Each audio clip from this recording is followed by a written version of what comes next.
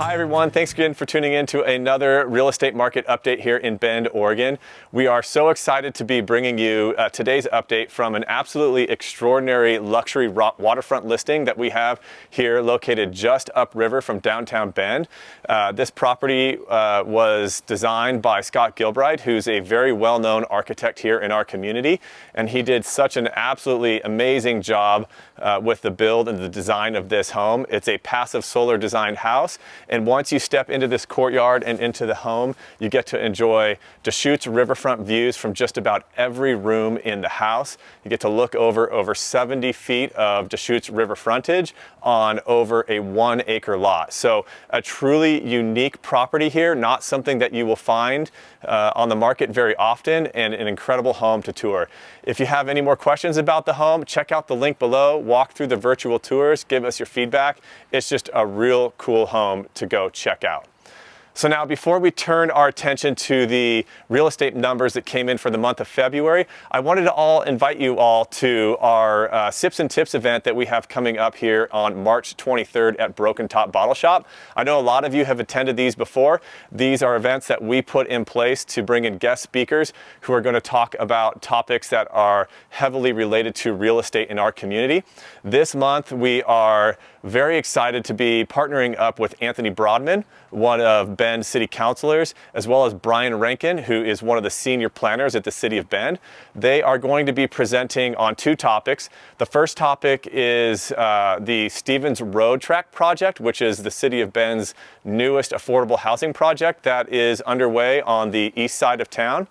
And Anthony is also going to be bringing us information about some of the upcoming Oregon legislation that is going to have very large impacts on both housing and how local cities in the state of Oregon develop into the future. So some very cool topics. These are amazing guest speakers. We're very excited to have them.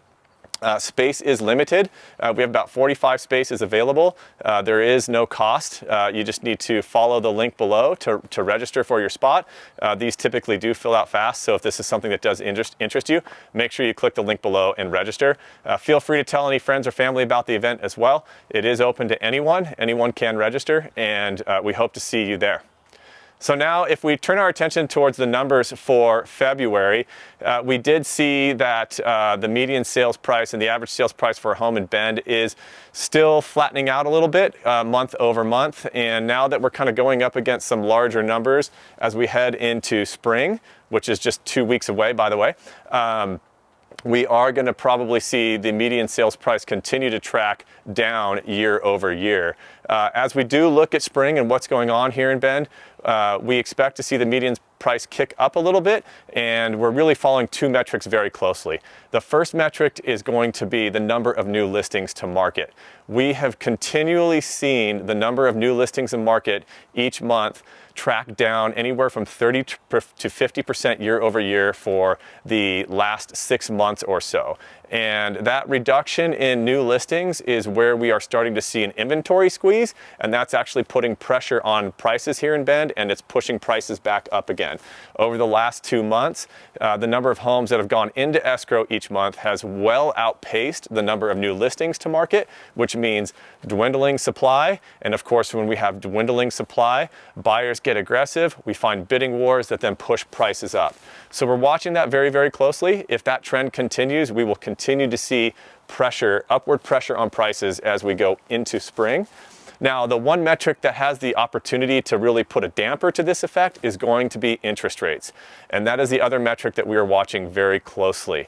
A lot of this activity that we saw the first 2 months in January and February was fueled by interest rates that had dropped back down below 6% into that 5.75% range. And when we saw that interest rate drop into that range, that's really when we saw a lot of this activity pick up. In the last week and a half or so, we've seen interest rates bounce back up to above 7%. All it took was one slightly hot CPI report to come out that really caused the 10-year Treasury to bounce back up, and mortgage-backed securities and 30-year mortgage rates followed suit, pushing back up into that 7% range. When we look at that information and we compare it to what we saw in 2022, there were 2 times during that year where we saw rates get close or above that 7% range, and both times that occurred, it was followed shortly thereafter with a decrease in housing prices as well as a decreased demand for housing. So if we do see that trend continue, that could put a damper to some of that hot activity that we're seeing right now as we look at what's going on in our market today. Now, if I'm a seller and I'm thinking about how this pertains to me, I'm going to look at where I see rates are today and the strong activity we're having, and I'm going to take advantage of that. I think sellers should be looking to get their homes on the market as soon as possible. Even though rates are high, they haven't been elevated for a long time. I would get on right now and kind of take advantage of that tight inventory that we have on the moment. If I'm a buyer, if I'm a cash buyer, maybe I play it a little bit softer on the sides and kind of sit and watch how things are going. But if I'm a finance buyer, I'm also probably looking to get into the market right now, because what we can see very clearly when we look at some of the data that we track is that if rates push up and prices dip a little bit, usually that increase in rate is going to have a much larger impact on your monthly affordability than the decrease in price that follows. So, if we're thinking that rates might continue to stay elevated, I would still probably be looking to shop now rather than waiting until later on down the road. So, of course, the numbers that we present here, if you're getting our newsletter, these are all for Bend as a broad metric. If you have very specific questions about a specific neighborhood or specific scenario, definitely give us a call, or even better yet, come to our event on March 23rd. We'd love to answer all your questions and be able to help you out while you're there. Because, like I said, some of these areas in Bend do have different, they tend to track differently from that overall Bend market information.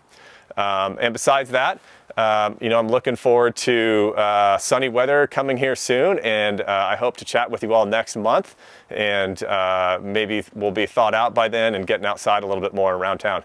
Thanks again for your time, everyone. Talk to you later.